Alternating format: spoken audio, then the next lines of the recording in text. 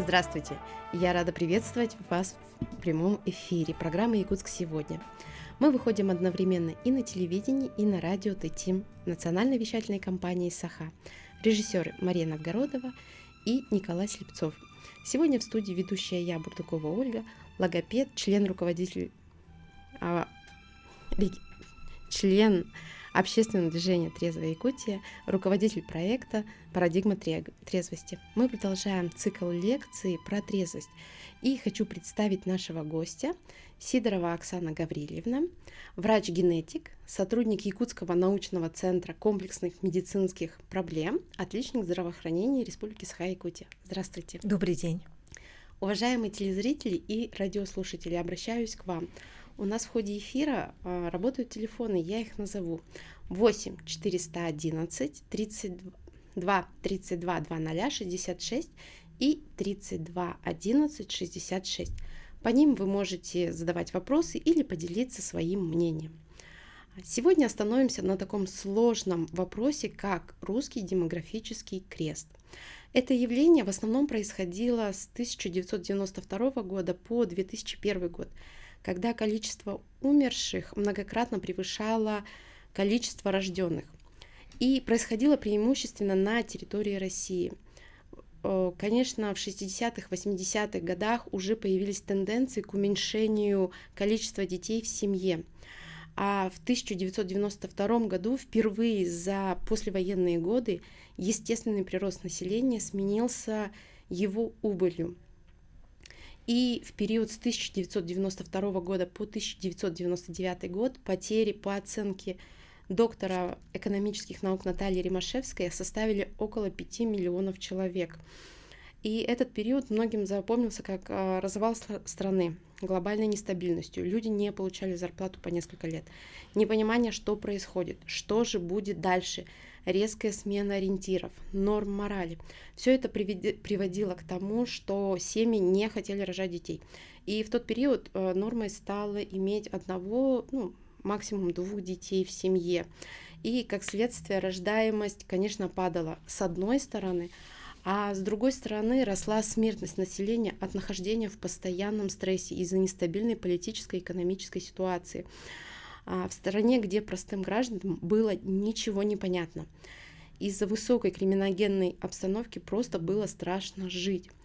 Все это приводило многих к, кажется, как будто бы к простому решению. Если я ничего не могу сделать, и от меня все равно ничего не зависит, то проще всего напиться и забыться. Но из-за чего пошло, в общем-то, массовое спаивание населения. И, наверное, одной из самых страшных таких вещей, что бутылка водки стала некой такой валютой обменной, да, когда расплачивались за услуги таким видом, такой формой. И, конечно, получается совсем страшная картина. На сегодняшний день, когда иногда я детям рассказываю какие-то вещи из 90-х, это мое детство, они просто поверить не могут, что так. Сегодня, конечно, у нас жизнь кардинально изменилась. Наша страна активно развивается, наращивая свою мощь и силу. Но наше прошлое продолжает на нас влиять на генетическом уровне. И Оксана Гаврильевна, как врач-генетик, скажите, пожалуйста, есть ли взаимосвязь между алкоголизацией страны в те годы и увеличением количества людей с заболеваниями, ростом, омоложением, правильнее сказать, хронических заболеваний, и также нарушение развития у человека? Вот какая-то взаимосвязь с алкоголизацией есть? Да, очень правильные слова сказали, Ольга Юрьевна, да, что политика переходного периода, она не способствовала деалкоголизации населения. Вот. И сейчас уже выросло то поколение, которое жило в семье, выросло в семье культуры питейщиков. для наших молодых людей, рожденных в 90-е годы, в начале 90-х, считается нормой обязательно, да, на празднике отметить, и этот стол обязательно должен быть с алкогольными напитками, и не с одним алкогольным напитком, обязательно с учетом предпочтений гостей, и обязательно к этому приобретается отдельная посуда. Вот, и таким образом на бытовом уровне закрепляется вот это, и из поколения в поколение передается, потому что сейчас дети, которые родились в начале 90-х, в середине 90-х годов, они уже сами родители, некоторые из них, да, и это все исподволь на своем примере передается родителям, уже следующему поколению, уже внукам, и далее ребенок как бы фотографической памятью уже запоминает, что так должен происходить праздник. И даже если это не оговаривается, что да, мы тут немножко употребим, да, вот это вот правда запрещено, но мы немножко можно, да, вот даже если это не оговаривается, ребенок все равно это запоминает. И он знает, что это форма, нормальная форма праздника, так делали мама и папа, так делали бабушка и дедушка. Но это культурный код алкоголизации нашего населения, культурный. Если же говорить именно о генетическом коде, да, то алкоголь, являясь клеточным ядом, он поражает в сердце клетки. Это ДНК. ДНК у нас хранится в ядрышках, и ДНК еще хранится, некая часть ДНК хранится в митохондриях. Вот. И ДНК – это живой организм. Мы знаем, что есть понятие рождения клетки, есть апоптоз клетки, смерть клетки, деление клетки. Мы все это в школе проходили на уроках биологии. Митоз, мейоз, анафаза, телофаза, профаза. Да, вот вспоминаем эти слова. Вот. Но это только вот внешние такие, скажем, большие мозги проявления. А если внутрь клетки заглянуть, то там происходит такая функция, как называемая репарация.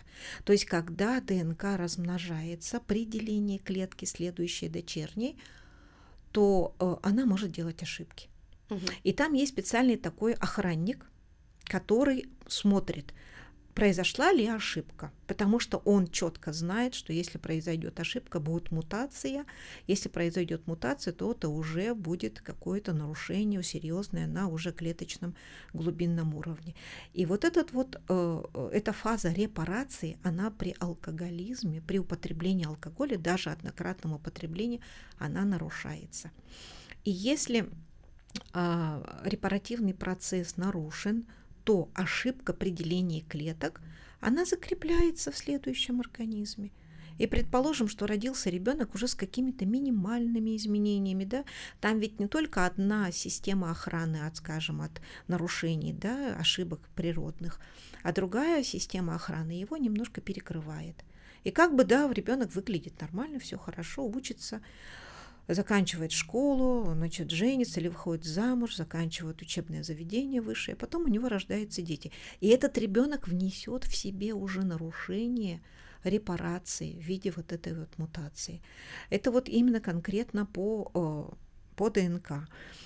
Также алкоголь, поступая в клетку, таким же образом она усиливает гены воспаления. То есть почему бывает так, что если произошло алкогольное возлияние, то этот человек, там, скажем, да, после юбилея, там, после свадьбы, через некоторое время просыпается уже заболевшим. Там, бронхит у него, да, или там пилонефрит, или пневмония какая-нибудь, да, я уже не говорю о обострении панкреатита, там, ряда других воспалительных заболеваний желудочно-кишечного тракта. И получается, что вот этот вот провоспалительный ген, он активируется, и организм меньше начинает бороться против воспаления.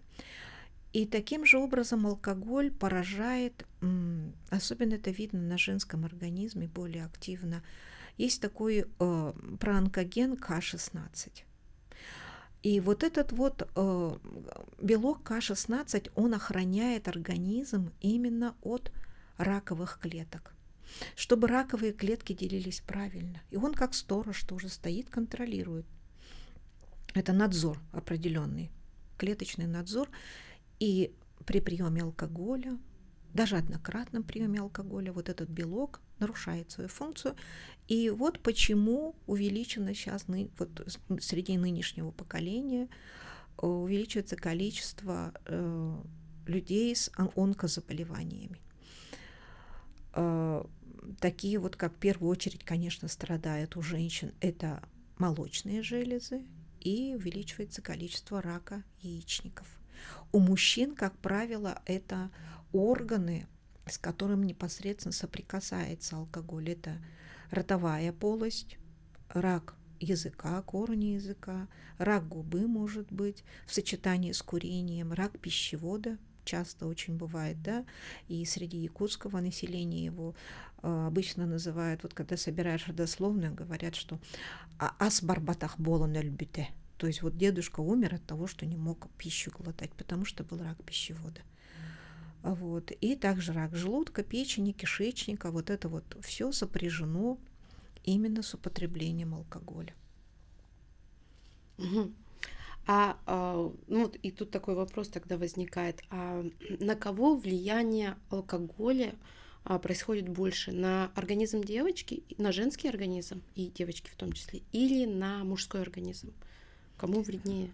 Кому опаснее? Ну, конечно же, в целом надо сказать, что никому совсем не полезно, и вредность, да, есть определенная, но так как мужчины у нас это Y, да, у них символ, это символ Марса, они испытатели, они исследователи, они везде первые, у них вот такая функция в обществе, да, испытать, как это вот на самом деле, а потом уже либо передавать в общество или нет, перенимает женщина или нет, да, вот. Мужской организм, он более защищен от алкоголя. В том плане, что хроническая алкоголизация наступает в течение примерно 20 лет постоянного употребления. Вот. И женский организм в этом отношении более лабилен. Женская алкоголизация может происходить, то есть женщина, впервые начавшая принимать алкоголь, но она может в течение 5 лет стать уже хроническим алкоголиком. У них часто бывают, вот как я сказала, онкологические заболевания. Потом женщина – это организм, который способен вынашивать подобных себе, рожает, функция деторождения сильно страдает. Раннее истощение резерва яичников у них, то есть климакс приходит рано к таким женщинам. По некоторым данным, до 5-7 лет раньше, чем у женщины, которая не употребляет алкоголь. У нее бывают часто анавуляторные фазы, то есть овуляция не происходит при месячных. У нее, скажем, мы про рак уже сказали, да, рак яичников, рак молочных желез, снижается резерв яичников, у нее бывают часто выкидыши, бывает у нее бесплодие из-за и анавуляторных циклов, да, и из-за гормональных сбоев, потому что мы помним, что алкоголь у нас инактивируется и печенью в том числе, да, и там происходит метаболизм всех половых гормонов. И при регулярном употреблении алкоголя вот этот вот метаболизм половых гормонов, он бывает нарушен. Также поражение происходит при употреблении алкоголя не только печени, головного мозга, да, но и сердца. Вот кардиомиопатии алкогольные бывают у женщин очень часто, и они протекают при, скажем, небольшом опыте алкоголизации и протекают достаточно остро. Психозы алкогольные бывают очень частые и тоже при небольшом опыте алкоголизации. Также нарушение метаболизма нервных клеток, нейропластичность снижается. То есть вот поражение все-таки больше алкоголем женского организма, оно более выражено. Потому что если мужчина – это исследователь, если будем считать, что алкоголь – это некий продукт, который надо исследовать, то тут мужчина как бы более защищен. Защитных функций. Более защищен. А женщина – это уже арьергард. Она всегда должна в новых каких-то нововведениях прятаться за спину Мгм. доброго мужчины, да. А если же мужчина вносит это в семью, потом, значит, разрешает своей жене, там, женщине, подруге употреблять алкоголь, то это, конечно, никоим образом не защитник, это человек, который тянет всю семью вниз. Вот, поэтому вот такая вот история. И, конечно же, есть расхожее мнение, что женский алкоголизм, он более жестко протекает. Да, и психиатры, и наркологи, конечно же, это подтверждают. Мгм. А вот еще я слышала такую идею, что здоровье будущей девочки закладывается бабушкой еще в период ее беременности дочери. Да, правильно. Мгм. Получается, уже бабушка влияет на здоровье внучки, и уже, например, если бабушка употребляла алкоголь, то она может ну, опосредованно, да, воздействовать и на здоровье внучки. Да, есть статистические данные, говорящие о том, что если бабушка употребляла алкоголь, вот, и ее дочка родила тоже девочку, ну, скажем, или девочку, или мальчика, да, то у этого ребенка высок риск аутизма. Мгм. Да, аутизма высок, потому что получается, вот эти провоспалительные гены уже были поражены, в пораженном состоянии не передались во второе поколение дочки, да, а дочка, если даже она не употребляла алкоголь, этот ген уже себя активно проявляет уже в третьем поколении у внучки или у внука. Ну, как правило, аутизмом болеют чаще мальчики.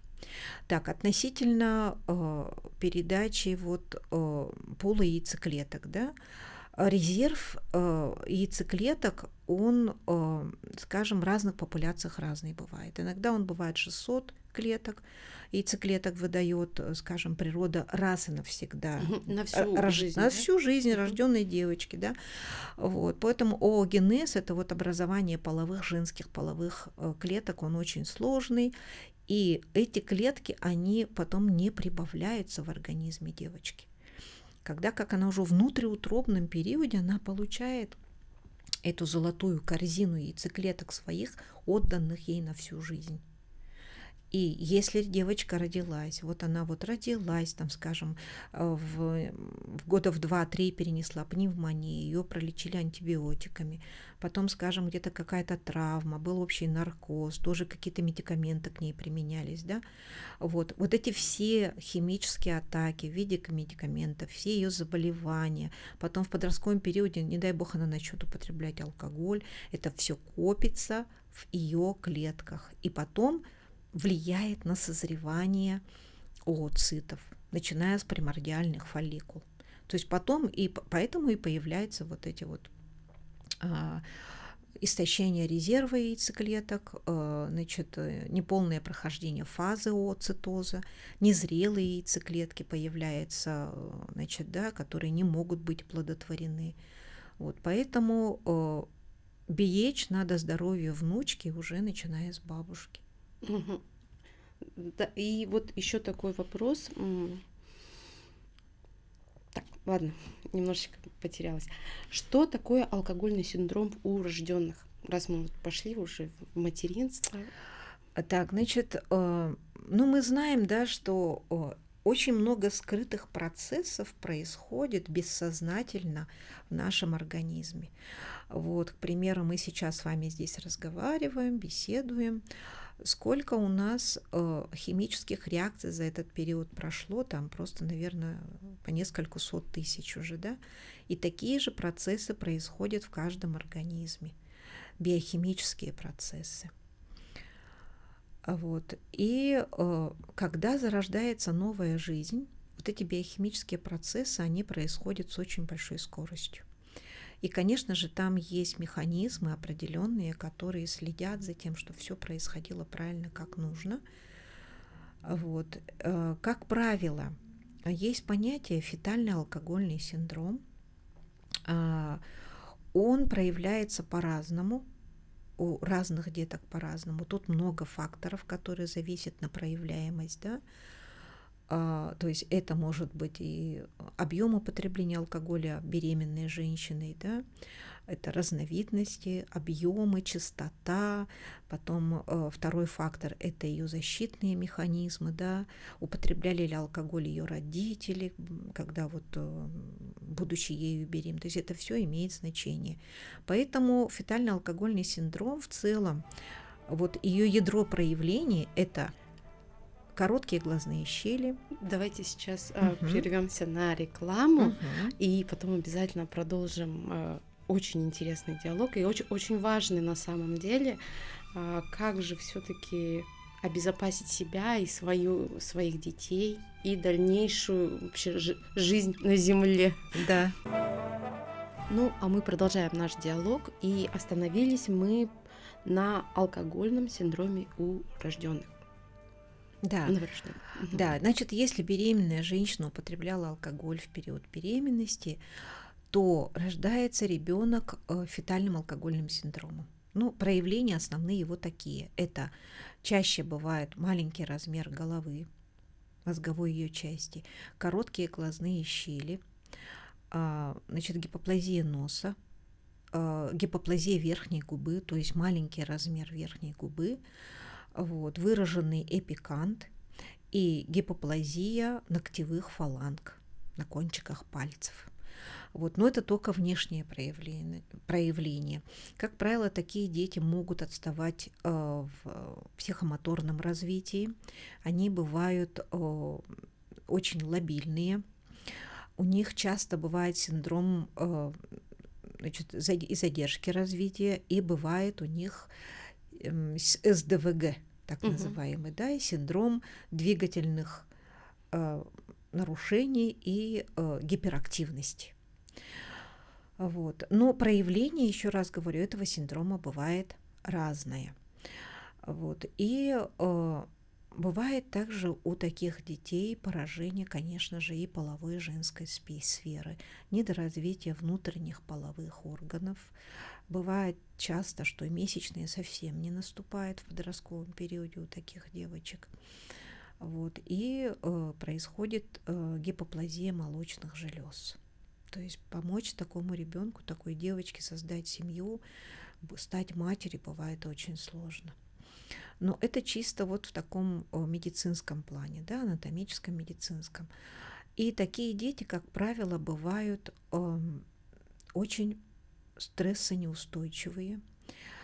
Они не терпят общества с большим количеством людей, когда громко разговаривают, непонятные для них слова говорят. Вот. И у них бывает сниженная, скажем, лобильность к поведению, то есть они бывают импульсивны, то есть они не продуманы. А где низкая импульсивность, то есть высокая импульсивность, низкая продуманность, там недалеко, конечно, и до разных преступлений. Вот. И такие дети бывают очень склонны к употреблению других психоактивных веществ, начиная с никотина и заканчивая более сложными, тяжелыми психоактивными веществами. Ну, для них это получается же нечто знакомое, да, как будто бы, если в раннем периоде, как раз вот когда клетки делились, да, вот было отравление, то это же что-то знакомое уже. Да, потому что в период внутриутробного развития они, если мать употребляла алкоголь проникает также и через плацентарный барьер, и через гематоэнцефалический барьер, он поражает, и, конечно, центральную нервную систему. Вот почему и откуда у нас вот идет микроцефалия и нарушение поведения. Вот. И этот организм, который был знаком с алкоголем в период внутриутробного развития, он воспринимает это как обычный, обыденный для него знакомый метаболит. Вот. И он очень быстро, буквально с полоборота, уже воспринимает его как родной, и потом бывает очень сложно такого ребенка уже вернуть в обычное нормальное русло. И бывает еще частая агрессия у таких детей, особенно в период пубертата. Они бывают иногда неуправляемые, часто попадают и к психиатрам. Ну, к психологам, конечно, это только если семья себе позволить может. Да? Ну, а при острой фазе это, конечно, чаще бывает, они попадают к психиатрам. Ну и получается, не всегда же есть внешние проявления. То есть в первую очередь будут внутренние какие-то скрытые, да, проявления. И при более сложных случаях уже и внешние проявления подключаются. Так же я понимаю? Да, конечно, потому что все идет комплексно. Все, что происходит, какие биохимические реакции внутри организма, они все равно обязательно себя проявят вовне. В Мгм. анатомии, в поведении, вот, в низкой, скажем, нейропластичности. Они, бывает, плохо учатся, интеллект у них бывает снижен более чем на 10 пунктов. Вот. У них нет понятия, значит, восприятия нового опыта. То есть им нужно показать там 10-20 раз, чтобы он хоть что-то понял. Мгм. Вот такие дети часто бывают в коррекционных школах попадают или пытаются учиться и в общеобразовательных школах. Но это, конечно же, с каждым годом нужно прилагать все более и более усилий много. И подключать все больше и больше Да, специалистов специалист, помощи. определенно психолог, логопед, вот поэтому очень сложно с ними. Мгм. И вот, ну, теперь уйдем совсем в другую тему, но, наверное, не менее острую тему. Это тут я заглянула на статистику по росту онкологических заболеваний, и, конечно, такая печальная статистика. Если в 80-х годах это было около 500 тысяч зарегистрированных онкологических пациентов, в 90-х это 700 тысяч, и вот дальше вот прям пошло около 1,5 миллиона, почти 3 миллиона в конце 2010-х годов. И вот к 2023 году ну, уже свыше 4 миллионов пациентов. То есть, ну, Мгм. прямо идет такое увеличение, прям многократное увеличение. Это тоже связано с алкоголем? В некоторой степени может быть, потому что сюда вот общую причину увеличения онкозаболеваемости, конечно же, много факторов. Это мультифакториальное явление, но вклад алкоголя в этом, конечно же, есть. Да? Кроме алкоголя сюда, в эту корзину, какой вклад еще, что внесло? Да? Это, конечно, стрессовость нашей современной жизни. Значит, употребление ксенобиотиков, то есть мы с продуктами питания, с переработанными продуктами употребляем много чужеродных химикатов. Это вот антиокислители, эмульгаторы, красители, стабилизаторы, которые вот у нас есть, да. Это такие сложносоставные Да, продукты, да, химические питания? продукты, плюс ко всему употребление, скажем, безудержное, ну, углеводов, которые, и, конечно же, и по здоровью, в общем-то, да, бьет. Это увеличение сахарного диабета, инфарктов, инсультов, артрозов, артритов, да, остеоартритов, как сейчас говорят, увеличение и аутоиммунных заболеваний. Вот. И туда, конечно, свою копилку, свои 5 копеек вставляет, конечно же, и повышенное употребление алкоголя. Вот. Так как алкоголь, являясь клеточным ядом, он, как мы сказали, да, обязательно бьет по генам, онкогенам, пронкогенам. Вот, как в женском организме, да, Он как бы как К16. их включает, да? К16 это ген-сторож, то есть это Мгм. охранник. Охранник клетки, который охраняет, и чтобы эта клетка не пошла, как бы, да, делиться уже по-другому. Мгм. Вот. И он охраняет, смотрит. И если вдруг он начинает правила нарушать, приходит, скажем, апоптоз этой клетки. Клетка погибает. Да? За это отвечает вот этот проонкоген К16. Но есть еще другие гены. Это вот проонкоген К16 только в женском организме. Таких генов множество. В каждом органе отдельно есть. У каждой клеточки они сторожат.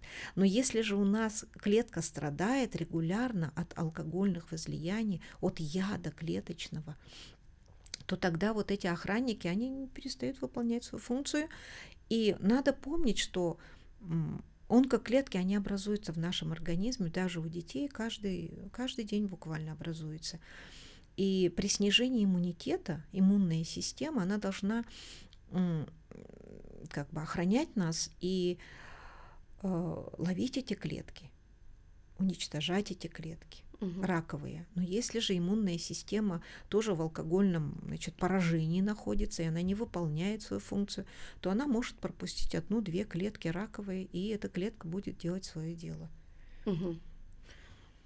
И такая сложная, на самом деле страшная история, да, когда один продукт, вот, ну, даже продуктом нельзя называть, это как и яд, наркотик, токсин, влияет абсолютно на все сферы нашей жизни, но вот с одной стороны получается все прям очень-очень печально, да, и как-то даже страшно. А что-то может помочь человеку восстанавливать свой организм, ну, как-то вот заглушать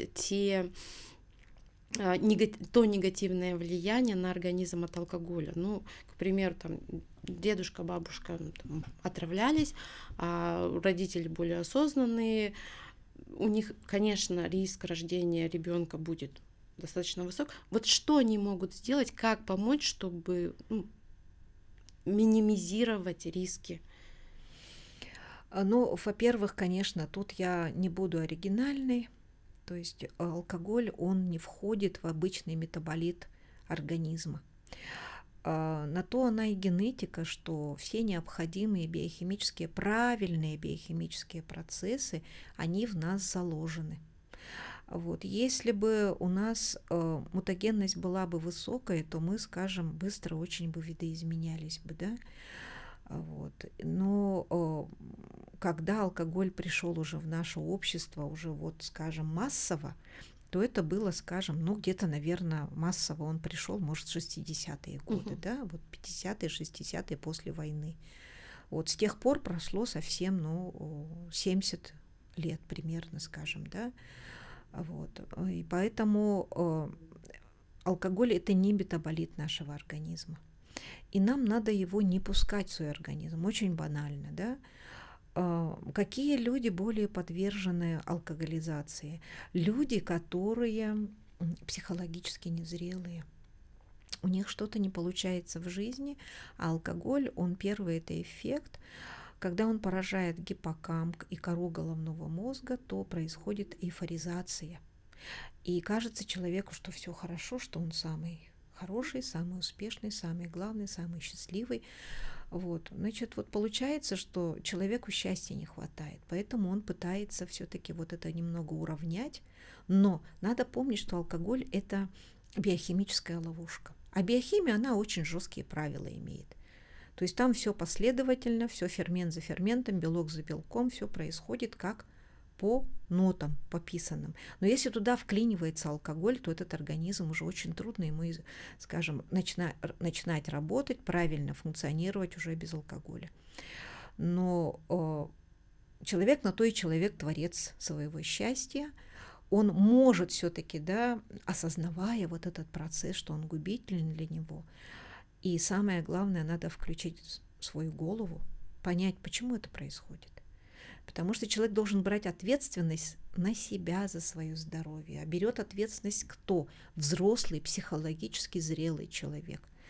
Бывает, конечно, что люди взрослеют, на пенсию даже уходят, да, но у него поведение как у ребенка. Вы мне не дали, вы мне не сделали.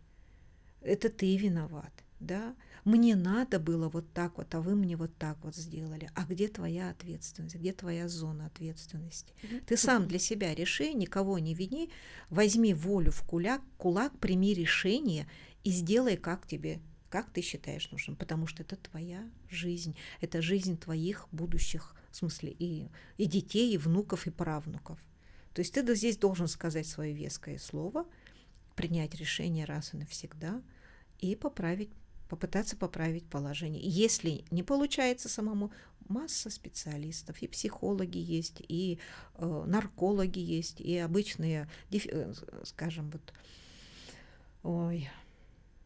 специалисты, которые занимаются токсинами, да, токсикологи есть, которые могут вам избавиться вот от этой зависимости, да. Литературы очень много, поэтому не надо никого винить в ваших бедах, конечно же, вот в большей степени человек сам повинен в своих заболеваниях. И тогда такой вопрос, допустим, он принимает решение измениться.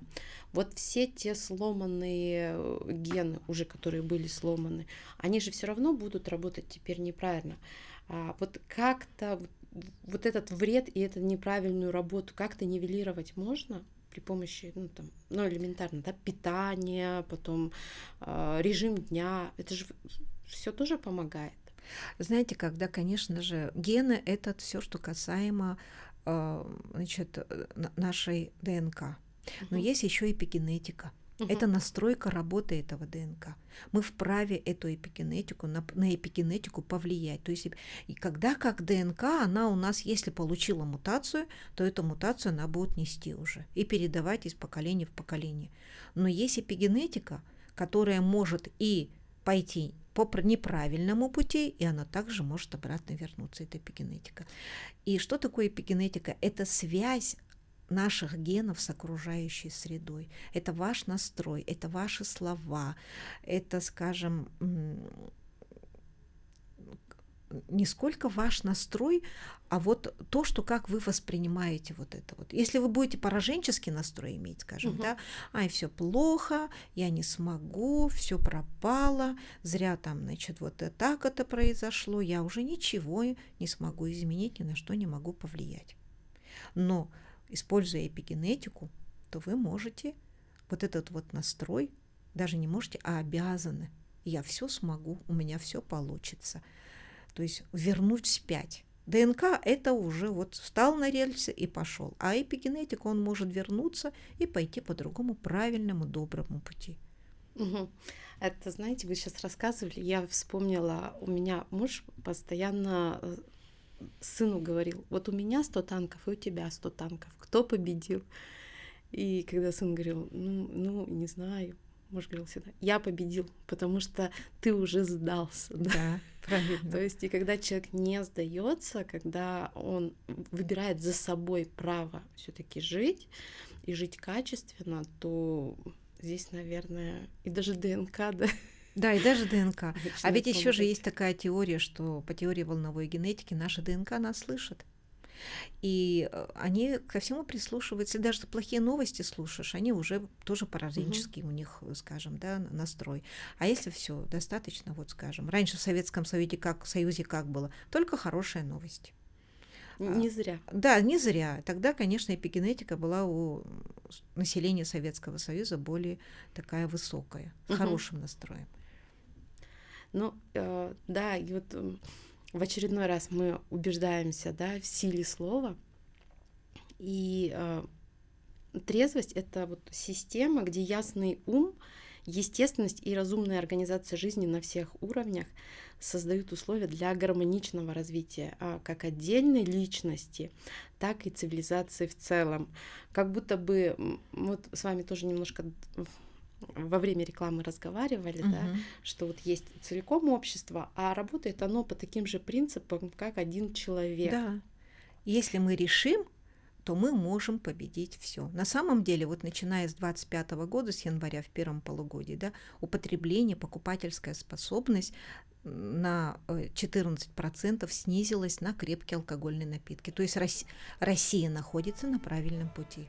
Здорово. И трезвость — это естественное состояние человека, которое дается с рождения, и наша задача — сохранить ее на протяжении всей жизни. Огромная благодарность за такой интересный эфир. Очень много интересного и нового сегодня узнала для себя, даже как для логопеда. И я надеюсь, для многих слушателей, зрителей тоже будет полезно. Спасибо.